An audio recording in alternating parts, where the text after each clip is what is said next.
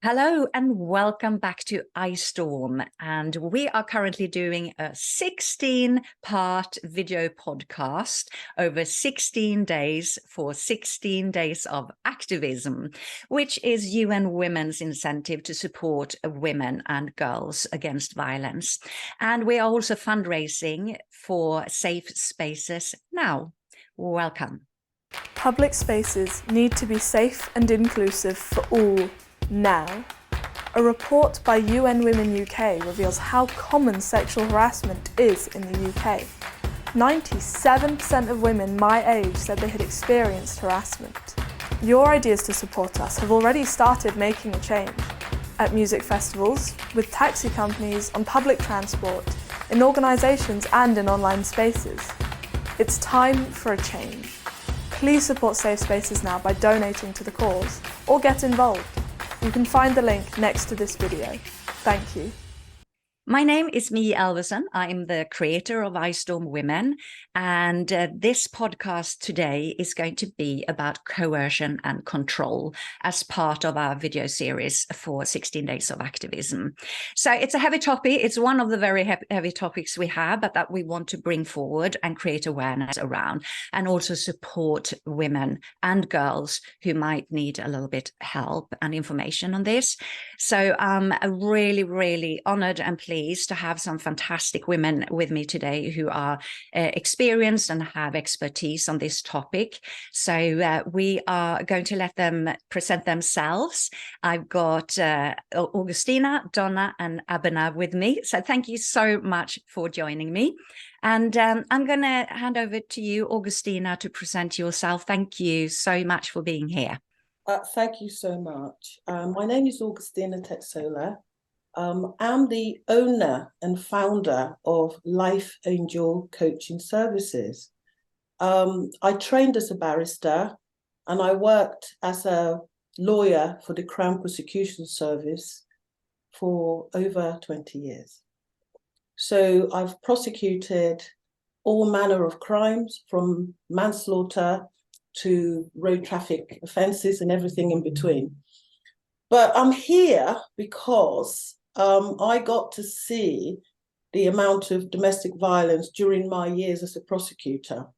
Sadly, domestic violence is a huge problem in our society. It has been for many, many years. And I specialized during my days as a prosecutor in prosecuting domestic violence cases. So I have real insights into this subject, sadly. I took a redundancy package a few years ago and I formed Life Angel Coaching Services, supporting women who are going through divorce, who have experienced abuse, and who have experienced trauma. I'm a trauma-informed coach as well. So very firmly in my DNA and in my career is my wish and passion to support women and advocate for women and the empowerment of women. That's why I'm really delighted to be here to talk about this subject today, close to my heart. We are so delighted to have you here, AUGUSTINA. Thank you so much for giving us your time today. And we're going to move to DONNA. Hi, DONNA, and welcome. Hi there. Thank you so much for this opportunity. It's amazing. So my name is Donna Ann Pace. I'm the CEO and founder of One Voice, My Choice, which has recently become a community interest company. I set up this small business over 5 years ago as I'm a domestic abuse survivor. And I decided that I wanted to create a platform to reach out to victims and survivors in the UK and around the world to let them know that they are not alone in what they're going through and that we believe their stories.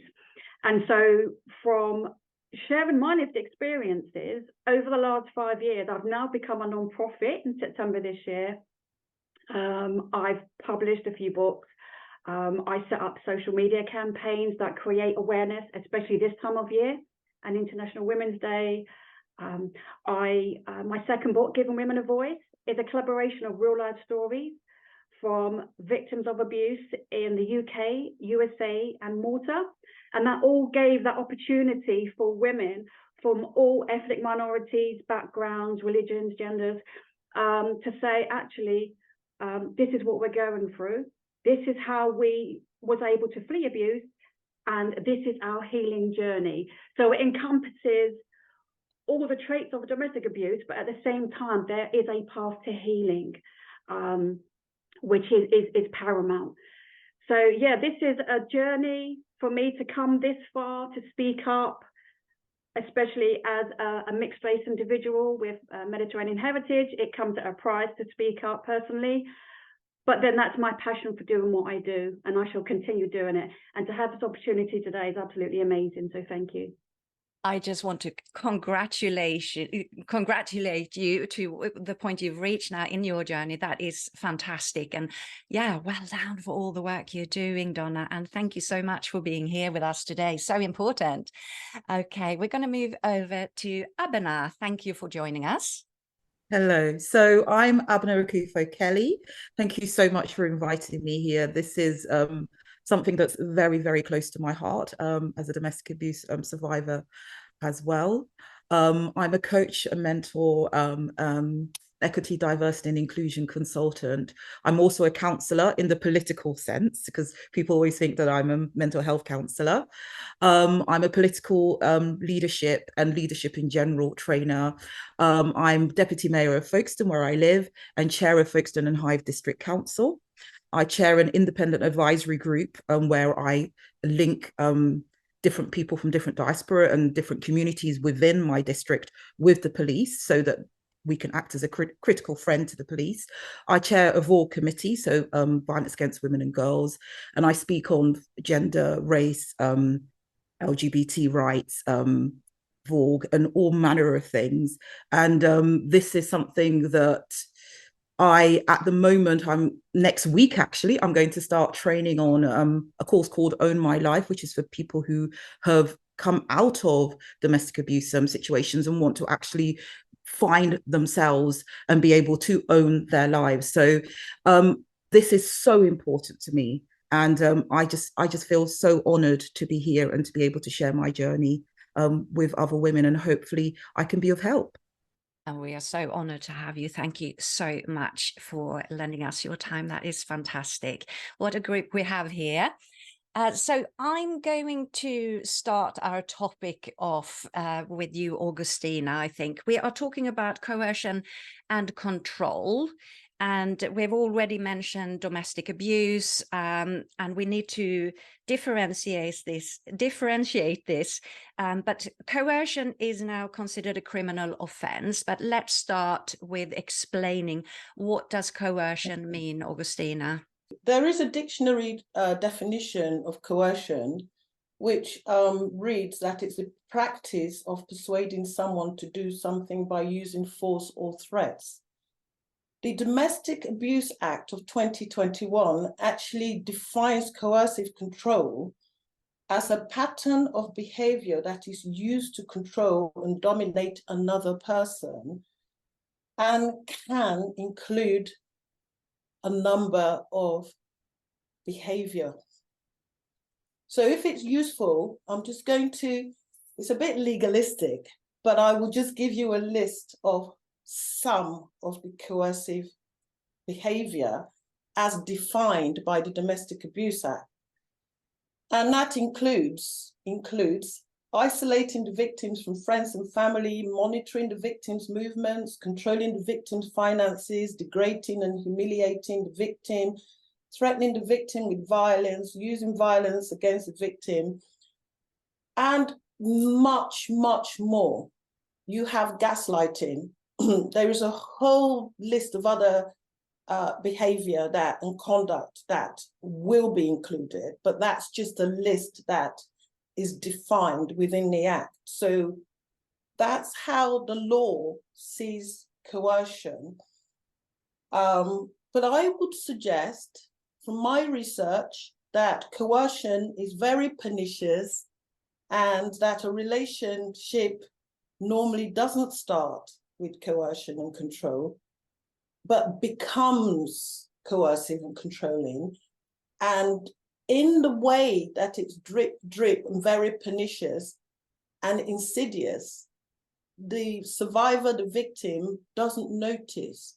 So it's just a word of warning to say that these definitions are not the same for everybody. And we have to be aware that victims are all very different with different life experiences. And for the survivors and victims, I would suggest that coercion and control is what they say it means for them in their particular life. That's fine. Let's move over to Donna to comment on it, and then we'll come back to you, Augustina, for more time. Okay, so for me, I just think from lived experiences as well, it's not allowing a human being to be themselves, not allowing them to progress in whatever manner, personally, professionally. It's behaving in such a way that you are changing your behavior to suit the perpetrator. And for me, that sums up coercive, coercion, coercive control. You are not allowed to be who you want to be, to dress, to speak, to engage in society in a manner that is normal, but to the perpetrator, it's not seen as normal. So for me, that's what coercion is. Thank you very much. ABENA. I agree with all that's come before.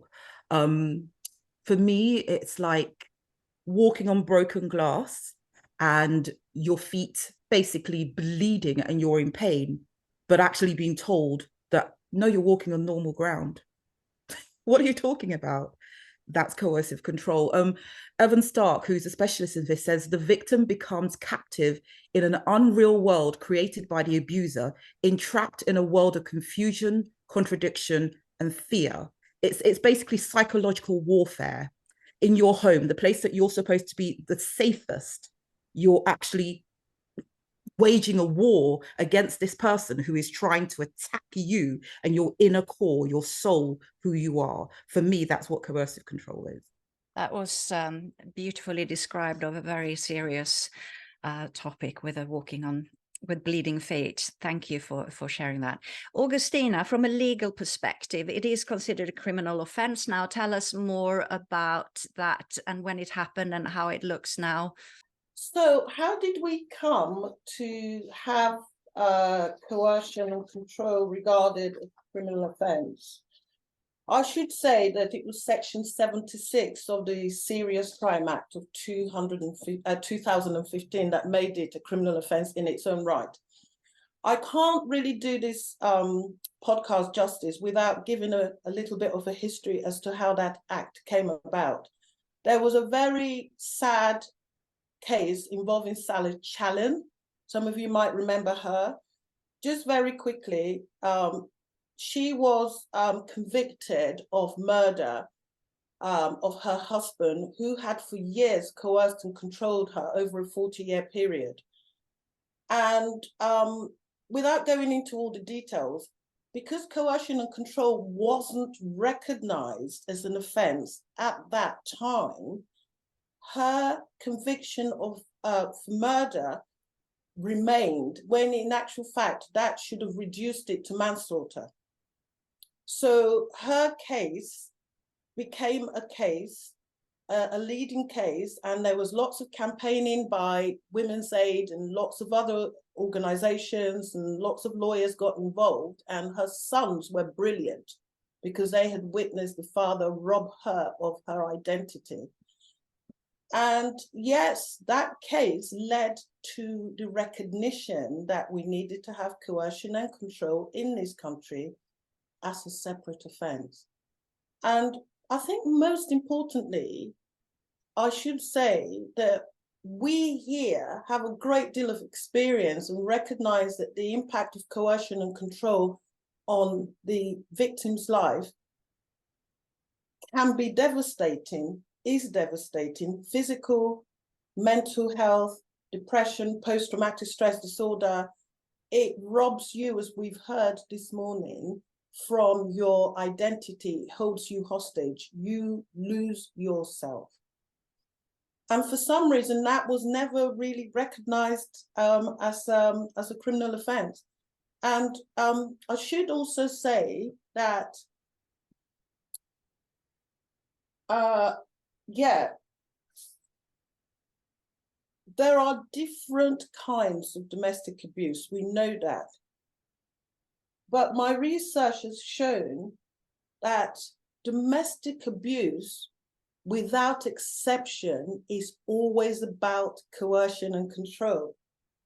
Now, that's a very bold statement, because I've also seen statistics that say, oh, up to 90% of a domestic abuse is about coercion and control. But I'm going to say I've seen statistics that say, without exception, domestic abuse is always about power and control. That's what it's all about. Now, I worked as a lawyer dealing with serious sexual offences, rape, sexual assaults. All of those offences are motivated by control and power. They are rarely about the actual act, because some people think that it's motivated by the perpetrator wanting to have some kind of sexual high.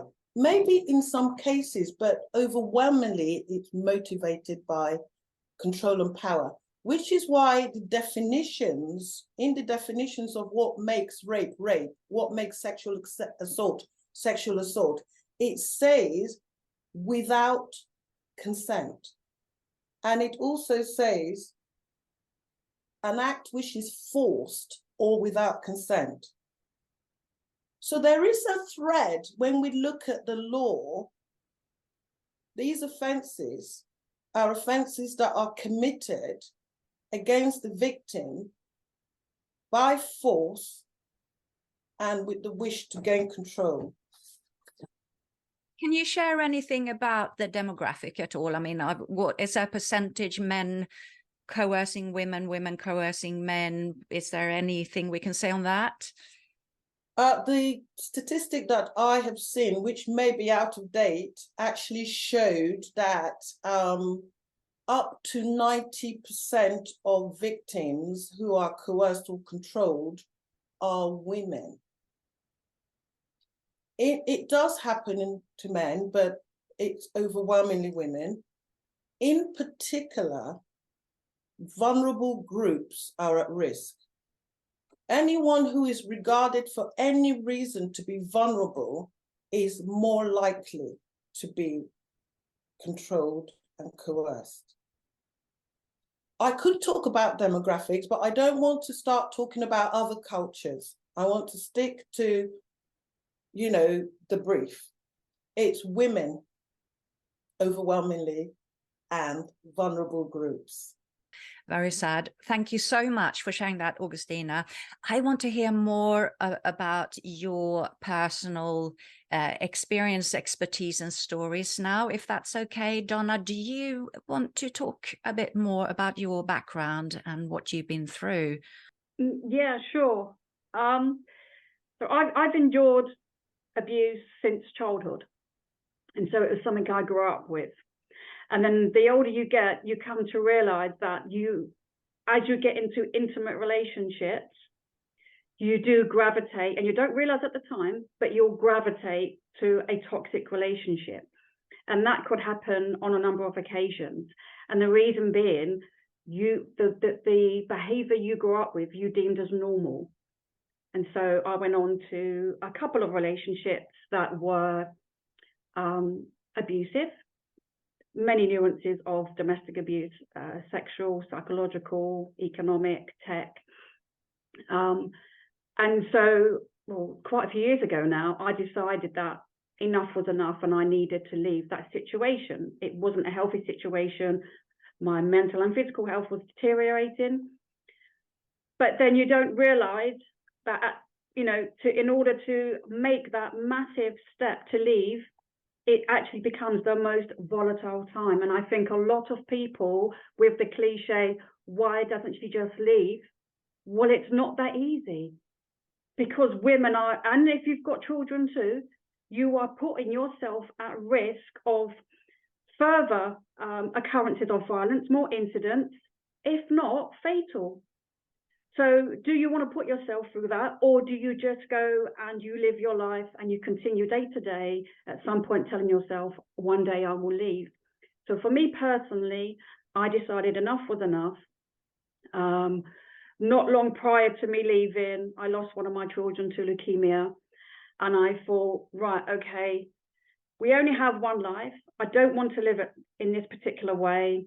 I have children. I want them to have a healthy environment and boundaries. And so I did leave. But like I say, when victims do take that step to leave, it comes at a price. And that doesn't just mean mentally and physically. So I have PTSD, I have fibromyalgia. So for me, working from home enables me to have that safe space. So I'm not always sort of outdoors in the workplace. And being of mixed race, that's come at a price for bringing shame onto the family, for, from what one of my brothers said, giving man-hating speeches. So you don't belong in the family. You shouldn't have published your books. You shouldn't continue doing what you're doing. So no contact with family members. So what does that do? Well, that just puts this fire inside of me to say, I am going to continue to speak on behalf of those women and young girls whose voices are being suppressed. So I shall continue doing what I'm doing. I know the truth. Other individuals in this world know the truth. And I believe that one day that will come to the forefront. And that just enables me to say, actually, it's not all in my head. I haven't made this up. There are people out there who will believe you. So for victims who are watching this right now, you're not going mad. You're not insane. You're not making it up. You're not to blame for the perpetrator's behavior. Okay. You need to seek help in whatever manner that is for you, that you feel safe with, and feel empowered by hearing the stories that you do, by reading the campaigns that you do, to know that you have the potential to change your life. And I hope that by sharing my lived experiences will help to empower and inspire other women and young girls to do the same. Oh, my body's just feeling heavy when I hear you. It's both. I'm so sad to hear what you've been through, but you're also so incredibly inspiring that you have been able to break out of that and move forward. And now you are sharing this to support other women. So well done for doing that. It's a huge, massive that you've done. I'm just infuriated when I hear it. It's so saddening, and also with all the things going on at the same time with your family as well. And I'm sure that many women will listen to this and feel strengthened by what you say. And we will be sharing links under the video to how you can find both the people on the call today, to connect with them, and other help that is out there if you are experiencing any form of coercion or control or domestic abuse. So please do get in touch and please seek help. Thank you, Donna. Let's move on to ABENA and hear a little bit more about your background.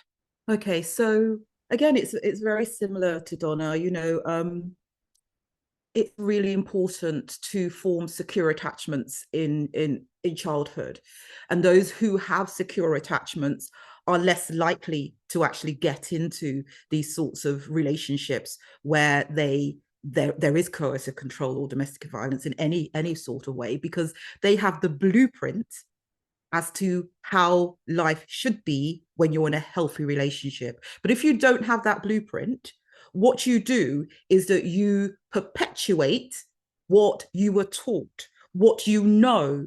So one of the funny things, well, I think it's funny that I've been told in counseling, is if you start a relationship and it feels comfortable, then that's the wrong relationship. Because what feels comfortable to you is the unhealthy, traumatic sort of background that you grew up in, because you haven't been able to identify the ways to have a healthy relationship. So you actually rotate, or you gravitate, and people who are like that as well, who want to abuse you, gravitate towards you because you are basically what will happen with somebody who's doing coercive control is that they will test your boundaries. So they will start very, very small. So, you know, sometimes, especially if it's a narcissistic abuse, they will start love bombing you. They will be amazing. They will do all these things. You'll feel like you found your soulmate. Like God has given, you've won the lottery. God has just blessed you with this amazing person. But you see, if you're somebody who has a secure attachment, some of the things that they do, even when they're love bombing you, you will realize, actually, that's really unhealthy. How come they want to spend all their time with me? How come they're telling me they love me already when we've only been dating for about a week? That's weird. But somebody who comes from that background with that blueprint, that unhealthy blueprint, perhaps they are seeking love. And so because they're seeking love, when they see love, within a week, they're like, oh, I'm so desperate for love. So you sort of gravitate towards it. But that is not true love. You can't love somebody that quickly. It's impossible to love someone because you don't know them. It's not that you're not a valid human being and so therefore you can't be loved. But no, for somebody to truly love you, they need to actually know you. And for them to know you, they need to actually spend more time with you. So if somebody's telling you they love you within a week, that's a red flag straight away. But if you have an anxious attachment style, dismissive or fearful, avoidant attachment style, you're going to still want to gravitate to that person because they're giving you something that you really, really desire. So watch out for those sorts of red flags. When somebody's treating you well, very, very, very, very well, and doing all sorts of things for you straight away, no.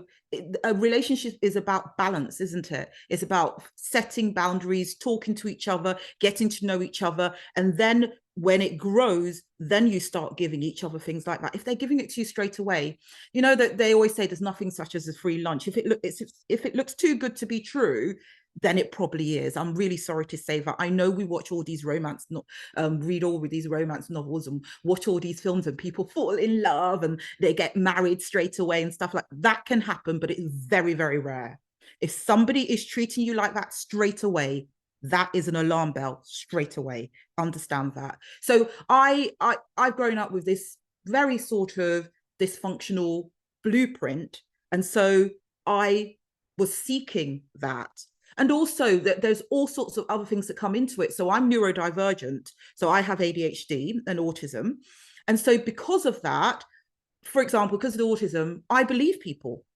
If somebody tells me something, I believe them. But one of the things that I've had to learn is that people do not show their true face and people do lie. People pretend. If somebody's telling you that they love you, yet they're treating you in a way that you're thinking, but that isn't love, then don't believe the words, believe the actions. That's the most important thing. Believe the actions. What are they doing? And if you feel uncomfortable in a situation, you shouldn't be feeling uncomfortable with your partner. If there are alarm bells going, don't ignore them. Don't think, oh, let me dampen that down because he treated me well or she treated me well that day. They did this for me the other day.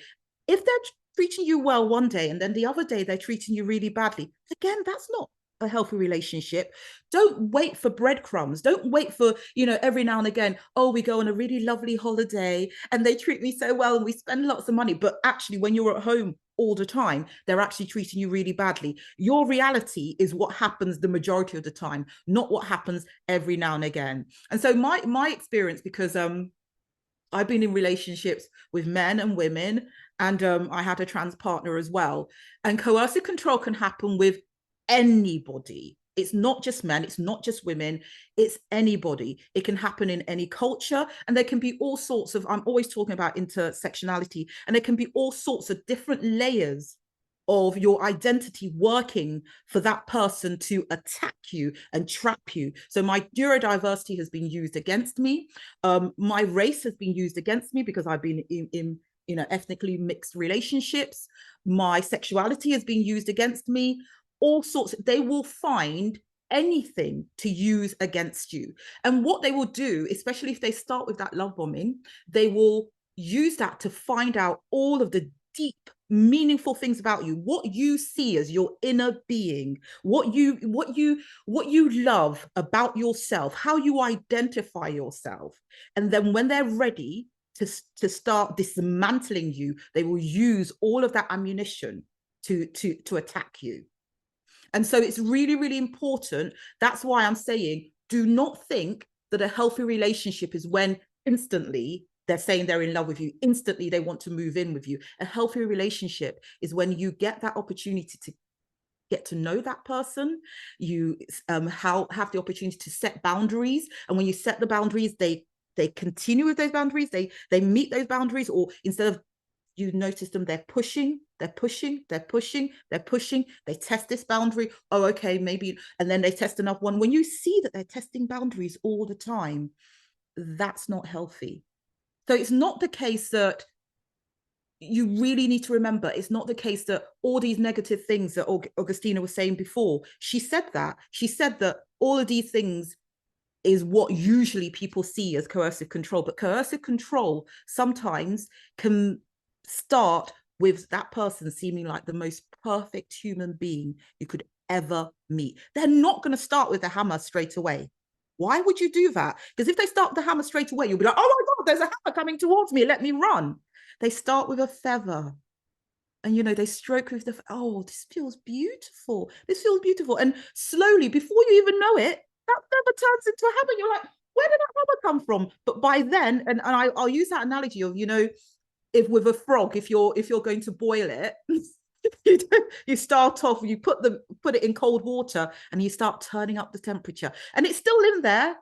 It's still in there because, you know, it was when it was in there, it was cool. And you turn up the temperature slowly, and by the end you've boiled it alive and it didn't realize it happening. That's what happens. So you have to be vigilant. But also, I really wanted you to know that you do not have to define yourself by the abuse. So when I gave you a list of all the things that I do, quite a lot of the time I've given talks and I've said, yes, I'm an abuse survivor. And people are, oh, what? How? Anybody. You could be walking down the street, you'll be looking at somebody, you'll think, oh, that's a perfect relationship, or that person looks really powerful and amazing. Anybody can be a victim of abuse. Anybody. So please don't think that, and then when you are a victim, don't think that that's the end of your life, that you can't achieve anything, that you have to define yourself by what happened to you. You can achieve. The fact that you survived that, you survived somebody waging psychological warfare on you, you can survive so many things. You're strong, you can do it. Oh my God, ABENA, there's so much good in there. Some amazing things you've been through. And here you are, you're a real champion. Thank you so much for sharing that. I want to hear from Augustina. So I'm just really grateful for the real life experience, real examples that people will remember. Because I've got my list of questions here and I'm doing that lawyerly thing. I'm thinking I'm going to work through this, but I much prefer what we're doing. I'm so grateful for the way this is going. I don't think I can add very much to what has been said. I agree, and I'm grateful for the articulation, the absolutely fantastic articulation by ABENA and DONNA. That I've got a list of the way that coercion can manifest through our work. If I just bring my personal experience into it, as a divorce coach and somebody who works with trauma, I want to say that I see women in all of these situations and more that we've now heard about, and it is a trauma. It is a trauma. And in many cases, the perpetrators, who I'm not in any way making excuses, but I'm just saying that those perpetrators on many occasions have themselves been traumatized. And then what they do when they get into relationships is we have what they call in the trauma world, trauma bonding. This actually diminishes lives, it devastates lives. It just is, this narcissistic prevalence that we have is all about coercion and control. And so, yes, women who are having these red flags, it's been very well identified, need to be able to be brave enough to recognize it. I think recognizing the signs is the first step. And yes, the signs are all there. It's been mentioned, isolating people from their friends, depriving them of their basic needs, monitoring their time, taking control over aspects of their daily life, depriving them access to support and services. This is really important. I work with women who have been deprived of the opportunity to recognize what's happening to them, because knowledge is power. Economic abuse, we have all the assaults, sexual assaults, reputational damage, gaslighting, threatening to, expose intimate photographs, and so on and so forth. When women know what to look for, as ABENA and DONNA have said, then they can start to put together a safety plan. I think we're going to go on to that question, but I just really wanted to say there is nothing better than the testimonials that we've had, real powerful stories, the frog that's burning. I will remember that. I see clients at the other end that have been able to get out and are left without any sense of who they are. Then I have to help them through their divorce and separation. It would be so much better if they could get out before the devastation to children and to themselves. The wonderful thing that the Domestic Abuse Act of 2021 did is, for the first time, it recognized that children who are in in families where they witness domestic abuse can be regarded as victims, not just as witnesses, but as victims. That recognition of the damage that's done to children. So we don't perpetuate this trauma through the generations. Domestic abuse is trauma. Can you give us just one or two examples, more examples of coercion that we might not expect, or that you've seen that's been a case of developing trauma?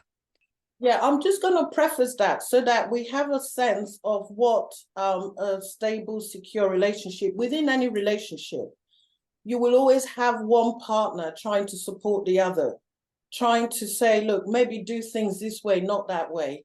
And they may actually do things for the partner that they think is in the partner's best interest. We're not talking about that. We're not talking about those dynamics.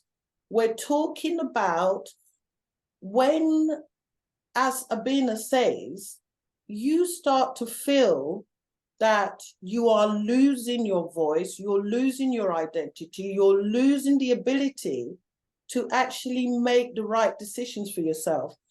I could probably give you a very specific example, which I work with a lot of women who have narcissistic partners. That seems to be what a lot of women are telling me, that they've been in these narcissistic relationships. They've been in relationships with narcissistic partners for years, and they didn't realize it.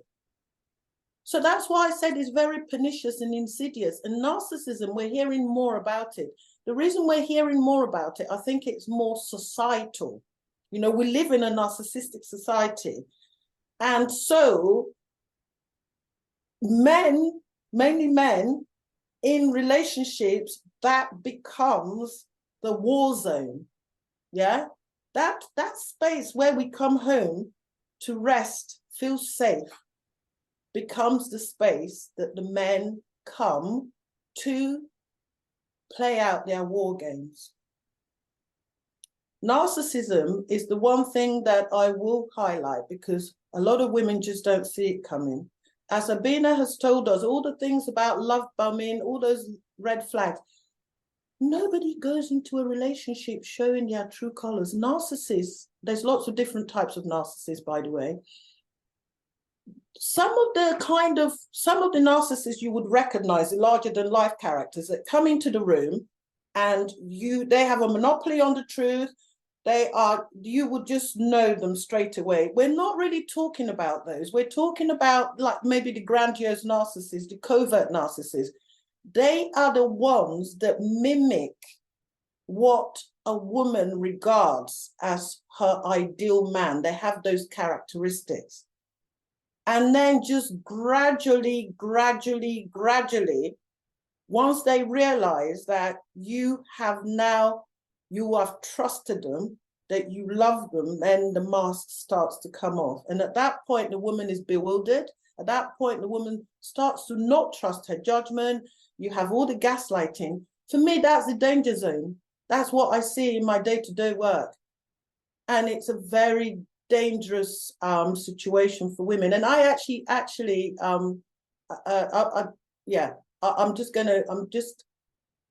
there's a lot more I can say about this, but just watch out for the covert and the grandiose narcissists. We could talk all day about this. There's so much and so many different aspects of it. Donna, for someone who is trapped in an abusive relationship or are starting to see these first red flags, any recommendations what to do to take the steps before it's getting too serious? Yeah, absolutely. So I'd say first and foremost, go with your gut instinct. So if it feels wrong, if it doesn't feel like a healthy, normal environment, I'd say reach out to a friend, family member, co-worker, someone you feel you can trust. And that's really difficult because sometimes the information, and it's so sensitive that you share, can be used against you. So if you can find someone you trust, reach out to them. Try to see if there's any local domestic abuse organizations near to you that you can reach out to. So either by email, via their website, maybe get involved with a local support group, a coffee morning. So don't initially go in there as perhaps a victim, don't share, just gauge what's going on in conversations. And then perhaps you would find someone you can trust to say, look, this is what I'm going through. Can you help? Now, I've only learned this along my 5-year journey so far, and from the public speaking events and the book signing events that I've done, where you'll realize that some people will stay behind and wait till the end. Then they'll come to you and go, thank you for sharing. I've been going through this. I don't know who to talk to. Can you just listen to what I have to say? Because normally it's victims want to be believed. They just want to share. And also, they'll ask me, how did you flee? That's one of the biggest questions. How did you go on to flee? Who did you talk to? What resources are there? So by doing those things as well, you'll realize people will gravitate. And I go, these are the steps I put in place from an organisation that supported me, from the community mental health team, from the GP. It's a collaboration, isn't it? Because that's what inspires this change. That's what helps you to go on to flee. So those are some examples that I would share with the listeners and ways in which you can find help. That's fabulous. ABENA? Yeah, so I would say that it depends on the level of danger that you're in. Some people, it's really difficult for them to try to make it too explicit that they're seeking help. So there's a program called Ask Angela. So if, for example, you're out for the night, or you are quite a lot of nightclubs or pubs and so on, they have it actually on their doors at the back of the cubicles in the toilets. But you can actually go to somebody who works behind the bar and ask for Angela. Can I speak to Angela, please? And they know they know that that means you need help. So for example, if you're on a date with this person who's abusing you, or you're on a first date, for example, and you're thinking this person is, I'm not too sure, you can go and ask for Angela, and they will know that they need to get you out of that situation. So they might try to find a back door for you to get out instead of you having to go back to that seat. So it's important to know things like that. You can contact the police on the non-emergency number, and actually ask for help there. It's always important to try to have a safety plan. So actually try to find ways and means, like Donna said about trying to find some sort of event that you can go to, or some sort of regular sort of meeting that you can go to, that's seems completely innocent. But if, for example, you need to escape, you can use that as your excuse. I'm going to so if you've gone to it for a couple of weeks, I'm going to be going to my ladies' afternoon, or I'm going to be going to, my games evening. And then that's what you use to escape. So slowly but surely, just take one thing out at a time. Don't take too much so that they don't recognize it. As Donna said, try to find friends and family who will support you. But more than anything, if you do not feel safe in your relationship, then it's not a good relationship for you. It's as simple as that. It really is as simple as that.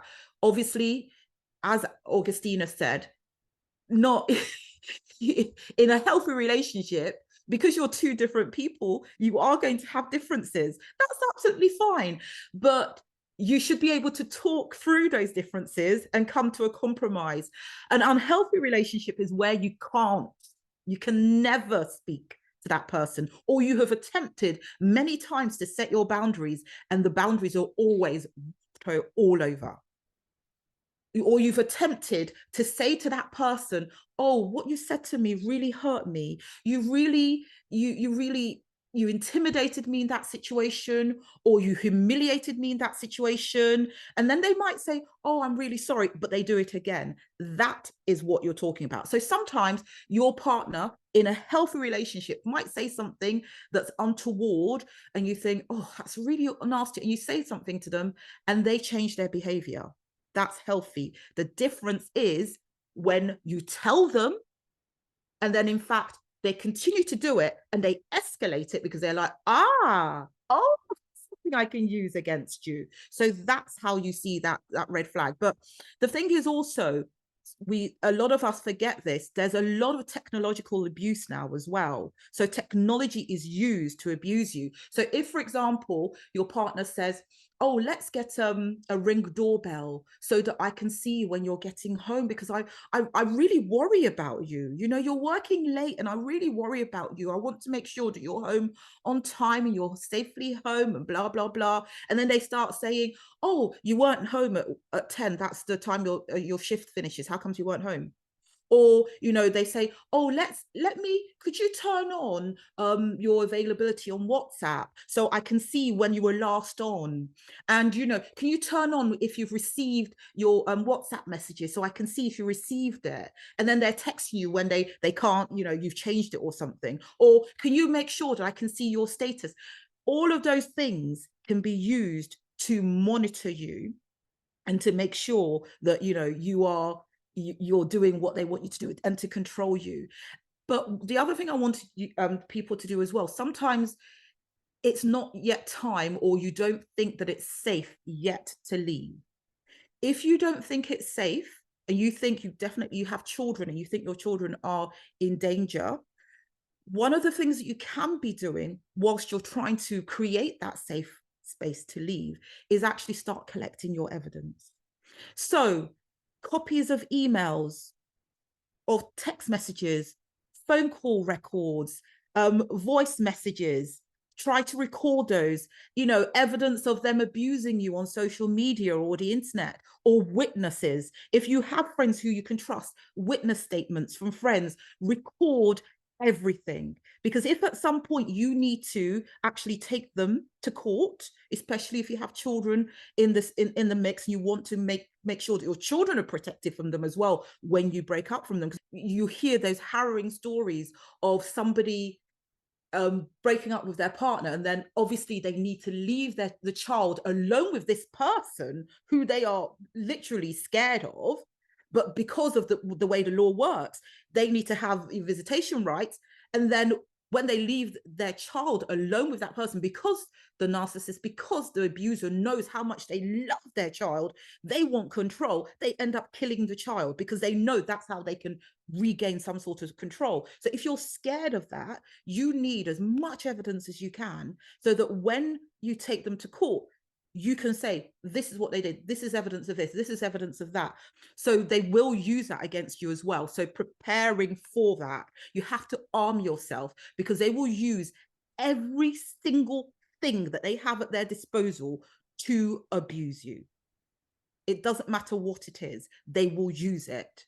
So you have to be prepared. But when you are out of the relationship, there are things like Own My Life, programs like Own My Life that you can go to, the Phoenix program. You must seek counseling. You must seek counseling, because if you have been in a relationship like that before, then you are prone, the statistics show you are more prone to be in a relationship like that again. And you do not want to go through that again, because you might have escaped that person, but you might not escape the next person or the next person or the next person after. And you will continue perpetuating this vicious cycle until you break those chains of trauma that has caused you to gravitate towards people like that. So you must seek counseling so that you can actually start to recognize all the red flags before you even get into a relationship with somebody in the first place. So as soon as you start talking to somebody online, if you're dating online, or you meet them and they use certain words, they use certain terminology, they say certain things, they act a certain way, you're like, no, thank you, next. But you have to do that counseling, because until you do that counseling, you will not be able to see that, or you might recognize it but ignore it. That's another thing that people do. They see it, but they ignore it because there are other things that they would rather look at rather than the ugly, true face of what they're going through. Augustina. I just wanted to add something to what ABENA was saying, because it was so important what she said. Whilst in the relationship, the safety plan is really important. It's really important to recognize, as Donna said, that you can get a lot of support to make you feel safe, or to start to feel safe whilst you're still in the relationship. The most difficult aspect of this is getting out of the relationship. It's very complex, especially when you have children, especially when you have trauma. There are lots of reasons why people stay. So the court are not doing, the job we would like them to do, but they are getting better. So I just want to mention the domestic violence support that the police have. It's getting better. There are specialist domestic violence support workers, like the independent domestic abuse advisor. They advocate for women. So at that difficult stage where a woman is feeling frightened and maybe their child is in danger, they can be starting to get that support. If the woman feels that, as ABENA has said, that it can be this malicious complaint about them, if you are receiving support from the domestic violence support workers at that stage, you can be sure that the malicious complaint, the vexatious complaint, won't be regarded seriously because of the context, the background. I just really wanted to say that. And yes, I wanted to say, we also have, Women's Aid, there's so many charities out there. ABENA and Donna have mentioned them, some of them. Women need to feel safe before they leave these relationships, not only for themselves, but for their children and their families. So the police will support you. The CPS have amazing policies. There is the Violence Against Women and Girls framework. So I would encourage, and also the NHS website is brilliant. The NHS website on domestic abuse, I was surprised to see how good it is. So there is all this support there. And they also have the Domestic Violence Commissioner recently appointed under the new act. And they have a very broad remit. Their remit is to make sure that all these amazing legislation, all these guidance is actually adhered to. So I just wanted to say that. This has been absolutely fantastic. I think we need to close the call now.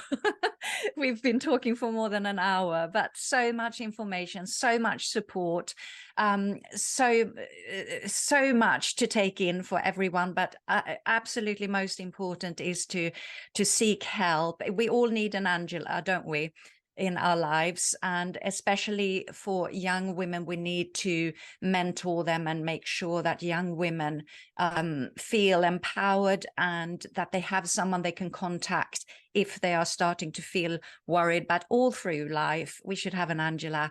And then there is support, there's coaching, counseling, and the next step, if it's getting really, really dangerous or too much, we need to contact, contact the GP as well first, and also the police is there for us. So do seek help. We're going to share all the links under this video. We are going to get all the information from you so we can contact you. Augustina, while we have you on the screen, could you just tell people how they can find you if they want to connect with you? Yeah, I have a website, lifeangelcoaching.co.uk. I'm also on Instagram as divorceangelcoaching.co.uk, and I'm on LinkedIn as Augustina TETSOLA, and I work with trauma.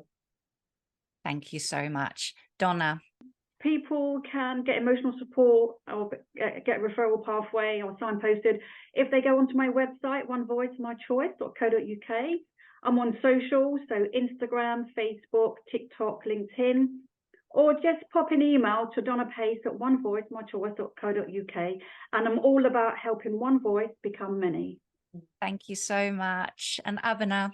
You can find me on LinkedIn on ABENA AKUFFO-KELLY, on Twitter at _AKUFFO_Kelly, and on Instagram AKUFFO-KELLY, one word. But obviously, as soon as I'm happy to give coaching in regards to inspiring women and empowering women. That's what I do all the time anyway. So I really, really know that you can get through this. So anybody out there who is going through this, you can get through this. You do have the power to get through this. The fact that you're still standing whilst you're going through this shows how powerful you are. You do not have to stay there. There's not that person. It feels like they control your life. It feels like they control your whole being. But no, you are an individual in your own right, and you do have the power to get out of that situation. So please do ask for help. There are good people out there who will help you if you need it. We're going to end on that wonderful note. Thank you so much again, and thank you for listening and viewing this video, and stay tuned for the next one coming very shortly. So thank you again, and bye for now. We'll be back soon. Don't forget to donate to Safe Spaces now, link next to the video.